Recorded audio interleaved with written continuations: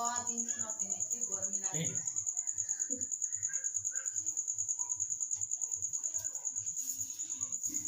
guys, welcome to your channel PK sir English classes. PK sir English classes में आपका बहुत बहुत स्वागत है और मैं हूं पीके सर। तो फ्रेंड्स, मैं 3 वीडियो प्रीपोजिशन का डाला।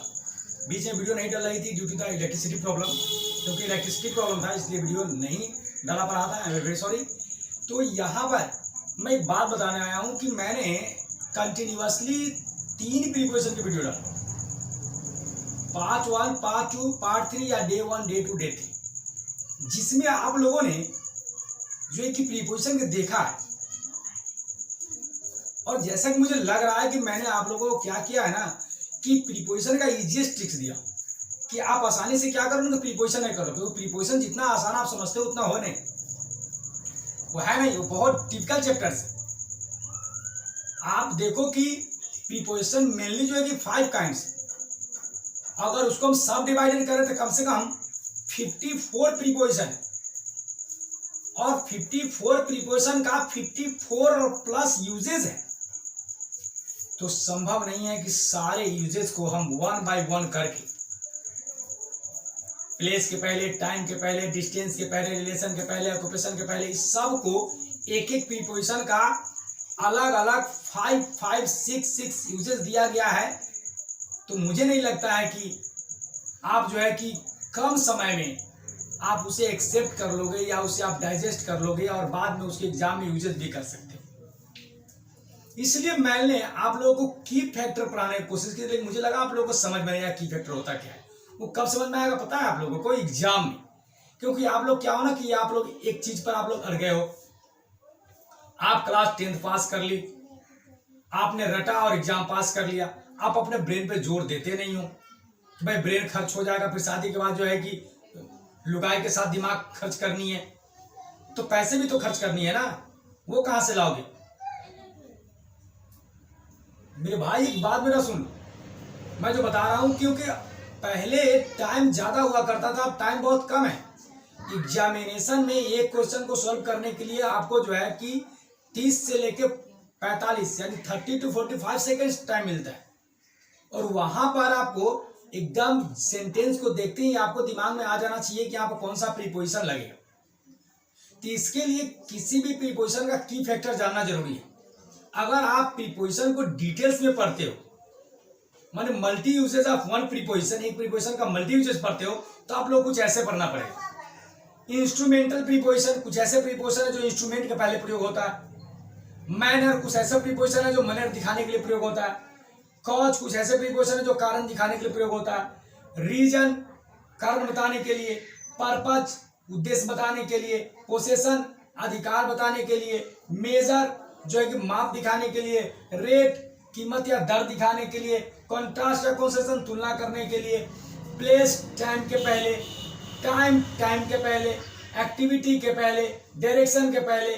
मोशन के पहले। रिलेशन के पहले। ऑक्यूपेशन के पहले। यानी कि मैंने एक मिनिमम रिक्वायरमेंट्स दिया है कि आपको अगर एक प्रीपोजिशन इन का ले लो, मान लो इन को ले लेते हैं, तो प्लेस के पहले, टाइम के पहले, एक्टिविटी के पहले, डायरेक्शन के पहले, मोशन के पहले, रिलेशन के पहले, ऑक्यूपेशन के पहले। यानी वहां पर आपको ये इतने पॉइंट्स में सिर्फ इन प्रीपोजिशन का प्रयोग होता है। जैसे प्लेस के पहले थे ही lives in Delhi. Time, he was born in 1997. Activity, he is in the field. Direction, he is in the south direction. Motion, he is in moving steps. Relation, he is in your family. Occupation, he is in job. एक बात बताओ कि इतने सारे चीज exam में आपको याद रहने वाले हैं या इतने?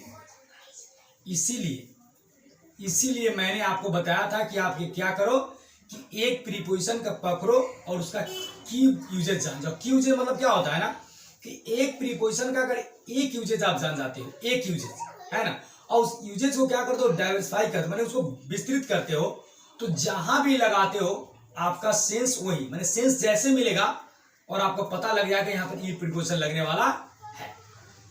इन प्रीपोजिशन लगने वाला है। वहां पर आपको ज्यादा जो है कि सारे स्टेप्स रटने की जरूरत नहीं है। इसमें से कुछ है जो मैं आपको बतानी है, मैंने आपको बताऊंगा भी कि इसको यहाँ जैसे इंस्ट्रूमेंटल है, मैनर है, कॉज है, रीजन है, पर्पज है, पोजीशन है, ये सब बताना है। तो मान लीजिए कि ये जो आप देख रहे हो पूरे पैटर्न और ये पैटर्न देख रहे हो, बताओ कि एक प्रीपोजिशन के इतने पैटर्न पढ़ोगे तो फिर क्या क्या पढ़ोगे एग्जाम के लिए। इसीलिए मैंने क्या किया कि प्रीपोजिशन का की यूजेस निकाला। की यूजेस मतलब हमारे स्टूडेंट्स एक बार क्या करें कि एक प्रीपोजिशन निकाले, उसको की यूजेस जान जाए, यानी उसका मेन यूजेस क्या है, मेन यूजेस क्या है, मेन यूजेस जान जाए, उसके बाद उसे खुद पता लग जाएगा कि उसका प्रयोग कहां कहां होने वाला है। ठीक है, तो ये रहा। अब जैसे देखिए इंस्ट्रूमेंटल में है the Apple cut with knife, यहां पर देखिए इंस्ट्रूमेंट है नाइफ, इसके पहले क्या लगा है विथ। तो यहां पर हम क्लियर कर देंगे कि अगर किसी भी इंस्ट्रूमेंट को अगर पैसिव में यूज किया गया हो तो वहां पर क्या लगाएंगे, विथ प्रीपोजिशन लगाएंगे। चलिए प्रॉब्लम सोल्व। अब आए आगे, ही फॉट विथ कॉरेज, मैनर यानी कि तौर तरीका दिखाने के लिए।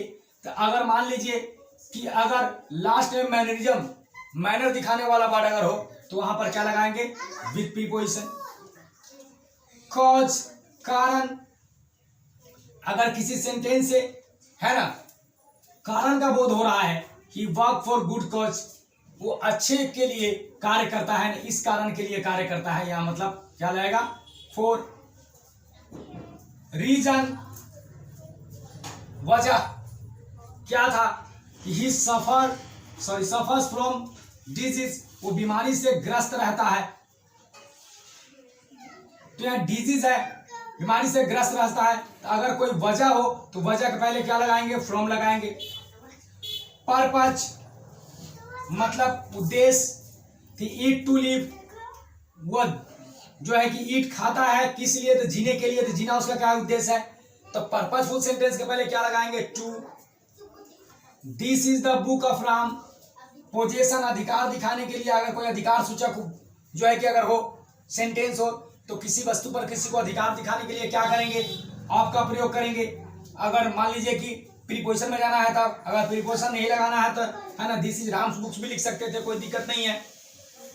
उसके बाद जो है कि रेट में देख लो, अगर किसी का फिक्स प्राइस हो तो वहां पर एट लगाना। मैंने एट पढ़ाते भी बताया था कि एट वह प्रीपोजिशन है जो किसी फिक्स रेट, फिक्स दर, फिक्स समय, फिक्स स्थान, है ना, फिक्स गति, यानी कोई भी निश्चित जो है कि नाउन के पहले प्रयोग होता है, वही हो रहा है, देख लो।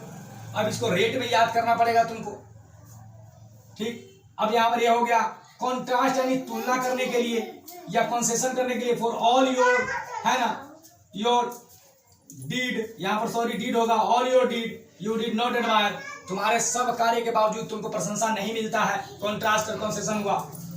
तो इस तरह के 1 by 1 यूजेस है। अब एक बात बताओ कि यहां पर हम इंस्ट्रूमेंटल पढ़ लेंगे, इंस्ट्रूमेंटल में यही पढ़ेंगे कि यदि किसी भी इंस्ट्रूमेंट, औजार, अस्त्र को अगर प्रयोग पैसिव सेंटेंस में किया गया हो तो उसे बाई का प्रयोग नहीं होगा। किसका प्रयोग नहीं होगा, बाई का प्रयोग नहीं होगा। वहां पर जब भी प्रयोग होगा तो वहां पर होगा विथ का प्रयोग होगा। किसका प्रयोग होगा इंस्ट्रूमेंटल में, विथ। क्यों होगा तो अभी सुन लो। इंस्ट्रूमेंटल में 3 आदमी होता है, जिसे the Apple cut with knife, वो नाइफ से कट रहा है लेकिन काटने वाला कोई और है, नाइफ स्वयं इस काम को काम नहीं कर सकता। तो जब इंस्ट्रूमेंटल अगर कोई ऑब्जेक्ट आ जाएगा, अगर पैसिव में रहे तो वहां पर क्या लगेगा, वहां पर विथ प्रीपोजिशन लगेगा। ठीक है, उसके बाद आओ यहां पर मैनर, तौर तरीका। मैनर तौर तरीका, यहां पर देखो ही फॉट विथ कॉरेज, मैनर के साथ क्या लगेगा, विथ का प्रयोग होगा। तो ये टाइम टू टाइम आपको इतनी सारे जो है कि आपको जो यूजेज है, मैं 1 by 1 करके इसको चैप्टर बाय चैप्टर, देखो प्रीपोजिशन 1-2 दिन का नहीं है, वो खत्म हो जाने वाला। प्रीपोजिशन एक लॉन्ग चैप्टर है भाई, ये एक लॉन्ग चैप्टर है। आप 2 मिनट में यूट्यूब पर जाते हो इस चैनल पर, है ना, आओ आपको 5 मिनट प्रीपोजिशन सिखा देते, 2 मिनट, उसे खुद पूछोगे तो प्रीपोजिशन कुछ कंप्लीट है कि नहीं है। फिर 2 मिलियन 3 मिलियन व्यूज है, इतने सारे व्यूज है।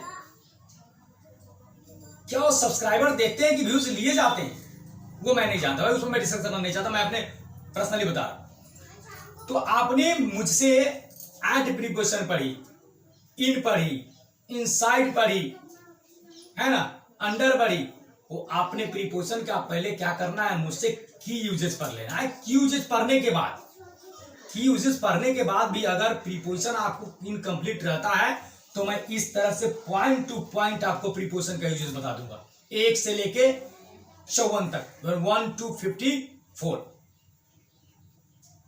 फिर जो है कि आप क्या करना कि एक बार इसको रिवाइज कर लेना, है ना।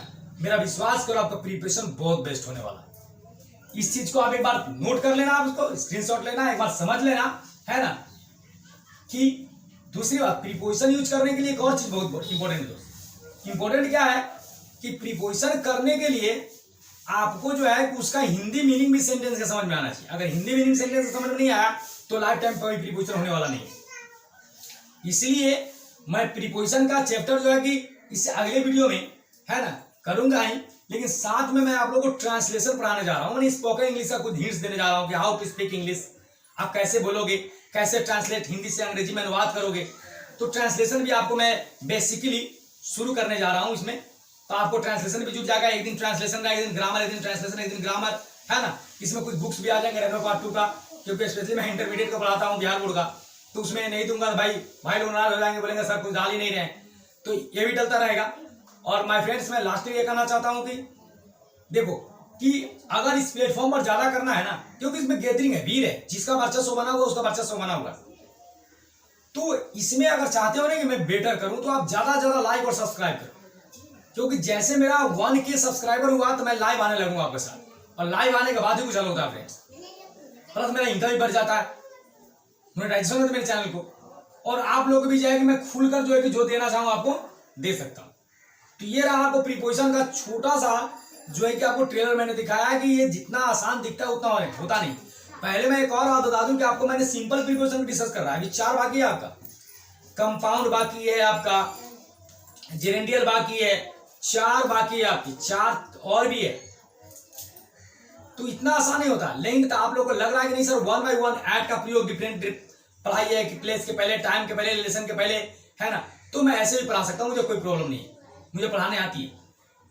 नहीं तो अगर की यूजेस जान लो एक बार तो थोड़ा ब्रेन पर जोड़ दो, अपने अपने अपने दिमाग पे, अपने दिमाग पर थोड़ा जोड़ दो। यहाँ ये 10th क्लास के एबिलिटी से बड़े बड़े एग्जाम नहीं निकलने वाले हैं, उसको निकालने के लिए आपको ब्रेन का मल्टी यूजेस करना पड़ेगा। You will have to give stress on your brain power, you must consume your brain power, you will have to do better, you will have to focus on the point what I mean to say। मैं जो कहता हूं उस पर आपको focus करना पड़ेगा कि मैं क्या बोल रहा हूं, आप लोग, मैं बार बार क्या बोल रहा हूं मैं आपको, कि आप की यूजेस पर ध्यान दो, की यूजेस पर ध्यान दो, की यूजेस क्या कर रहा है। तो thanks for watching, thanks very much.